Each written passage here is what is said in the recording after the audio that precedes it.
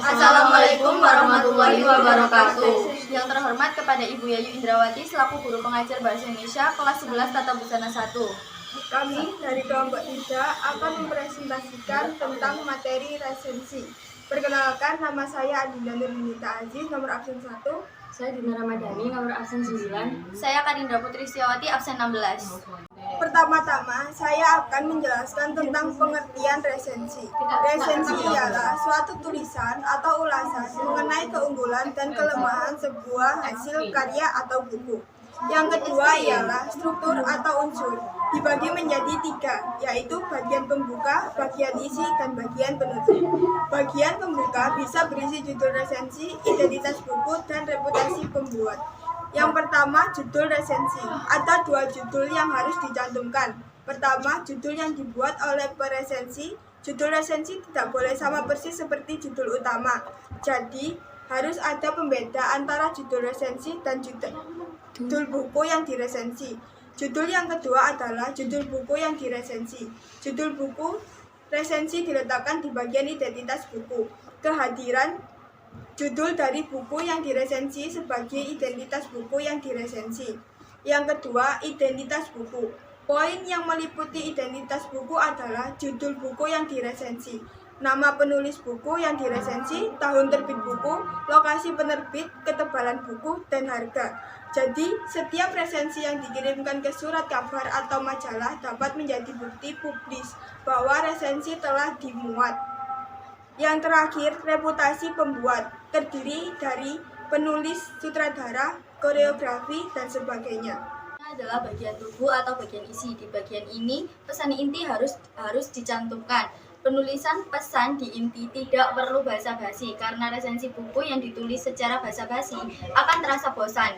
Di bagian tubuh dapat memasukkan pernyataan buku yang diresensi atau bisa juga mencantumkan bagian menarik dari buku tersebut di dalam resensi.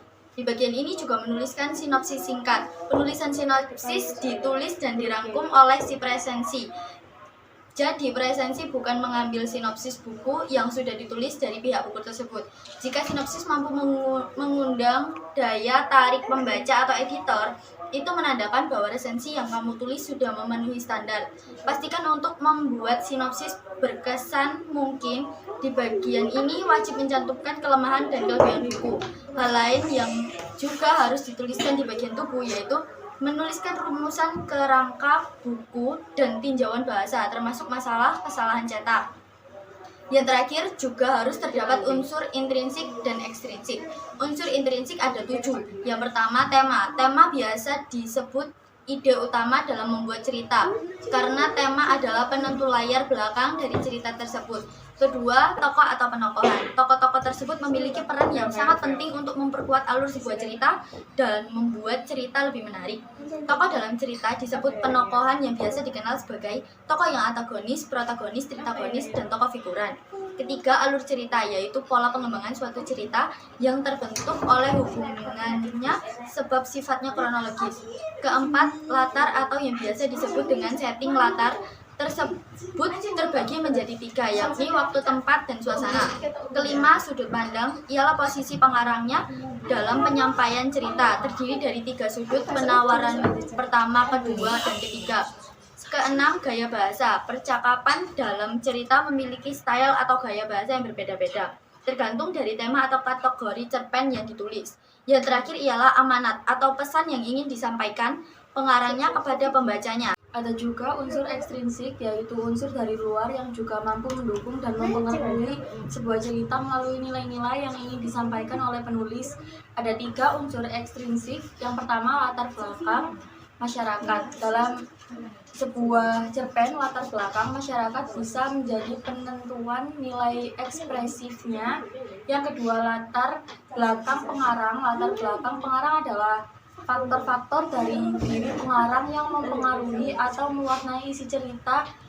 Yang ketiga, nilai-nilai yang merupakan unsur ekstrinsik. Nilai tersebut memiliki nilai moral, nilai agama, nilai sosial, dan nilai budaya. Bagian penutup. Setiap bagian penutup memberikan kesimpulan dari apa yang sudah kamu tuliskan.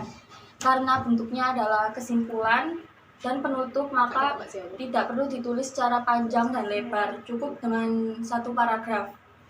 Yang terakhir terdapat ciri kebahasaan. Resensi yang pertama, resensi termasuk tulisan ilmiah berdasarkan fakta sehingga diwarnai penggunaan istilah teknis sesuai teori tentang objek yang diulas.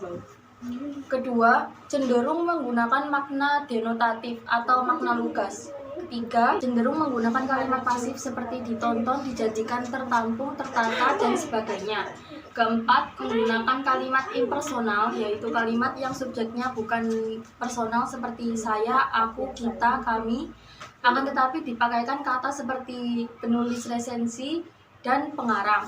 Kelima, menggunakan kata adjektif seperti menarik atau kurang menarik, baik atau kurang baik, senang atau kurang, senang, mencekam, mengharukan, memilukan, memuaskan, dan sebagainya.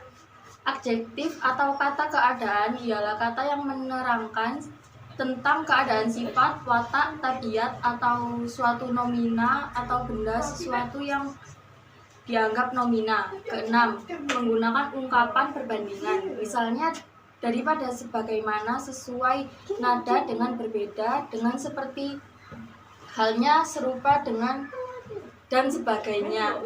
Yang terakhir, menggunakan kata kerja relasional. Kata kerja relasional ialah kata kerja yang berfungsi membentuk predikat nominal atau kata-kata kopulatif, dapat juga membantu memperjelas predikat atau kata kerja bantu. Sekian presentasi yang dapat kami sampaikan. Mohon maaf bila ada salah kata. Terima kasih atas perhatiannya. Wassalamualaikum warahmatullahi wabarakatuh.